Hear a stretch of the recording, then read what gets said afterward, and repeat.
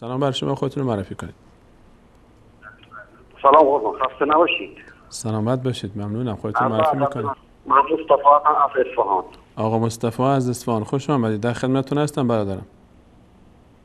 قربونت برم. سلام خودم رو دارم خدمت دفعه قانون فساد حق و سلام خودم رو دارم خدمت کسانی که شبکه را انداختند.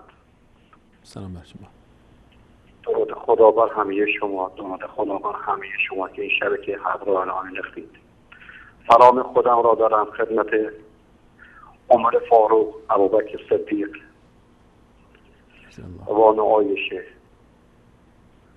امیدوارم که این شبکه بتواند تمام این کسایی که دارند به اسلام ضربه میزنند روشن کنه را شما را در تمام کارات موفق و مایت داد.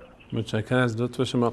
آقا مصطفی، لهجه شیرین اصفهانی شما من رو به یاد تاریخ پرمجد اصفهان در تاریخ اسلام انداخت که ما واقعا در این شهری که شما الان به سر میبرید در اصفهان یک روزی اصفهان من دور پیاز هم میزنم. بله میشنم صحبت.